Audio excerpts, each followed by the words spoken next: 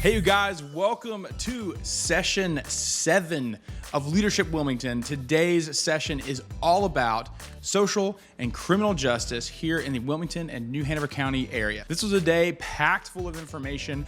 Most of the day took place at the Wilmington Police Department and Fire Department state-of-the-art training facility that is right next to the neighborhood called Creekwood. Before this day, I had no idea how police department interacts with the sheriff and the DA and the judges, so this day was eye-opening. Our first speaker of the day was Donnie Williams, who is the chief of police for the Wilmington Police Department. Donnie shared about his love for the community and his dedication and his history here growing up in Creekwood. We talked about the local police force and the staggering number of calls that they respond to each year. He shared with us that the Wilmington Police Department last year responded to 157,000 calls. And I know what you must be thinking. I was thinking, oh my gosh, how big does our police force need to be to respond to that giant number of calls? And I learned that there are 281 sworn police officers for the Wilmington Police Department. Next, we heard from a local judge in North Carolina's 5th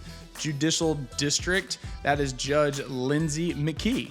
She talked about her career as a prosecutor and all of the criminal cases that she handled. So our next speaker was our sheriff, Sheriff Ed McMahon. He really went into detail about the specifics of what the sheriff did versus the police. And the best way that I can summarize it is the sheriffs kind of handle the unincorporated of New Hanover County, so the more rural areas and things like that, versus the police are more centered in Wilmington. He shared with us that our local sheriff force achieved a pretty cool accreditation. It's a CLEA accreditation, and they're only one of 20 nationwide that have this accreditation. They also have a biannual Citizens Academy. They do DNA testing.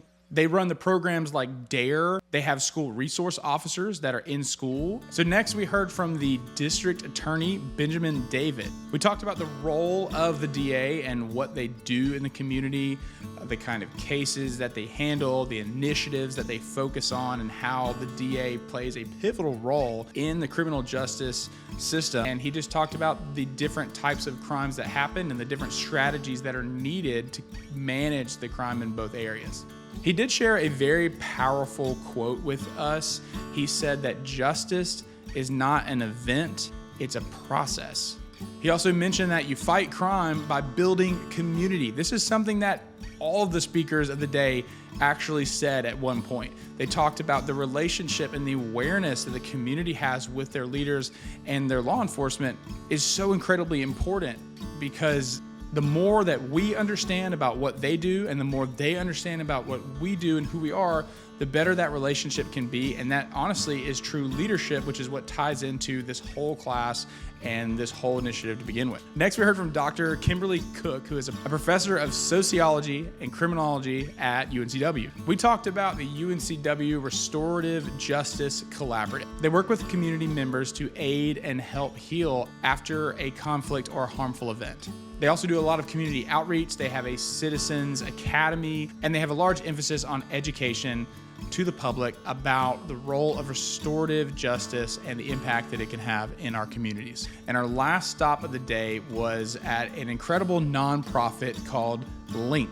That's LINC, and that stands for Leading into New Communities. We spent most of our time hearing from Frankie Roberts, who is the co-founder of LINC and also a Leadership Wilmington graduate of 2008. LINC is a nonprofit organization dedicated to transitional living. So people that get out of incarceration, helping them transition back into society, offering them a place to stay, lay their head, a bathroom, programs and opportunities like training and education, professional development, anything that they might need coming out of that to help transition back into society. Frankie was extremely passionate about the work that he does, and you can really tell the impact that he's able to make.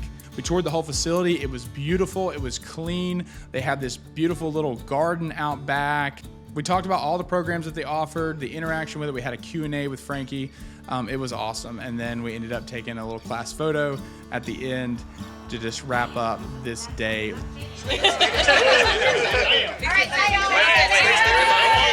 And that was it. That was the end of our day. I mean, I learned so much about these different organizations and how they operate and depend on each other. And I'm so thankful that I have a better knowledge and understanding about our criminal justice system and the different opportunities and challenges here in our area, here in New Hanover County. I hope that you will stay tuned for session 8 coming up soon. I appreciate you watching. And if you like this, please subscribe to the channel. And hopefully I'll have more Wilmington related content for you here soon. I will see you guys in the next video.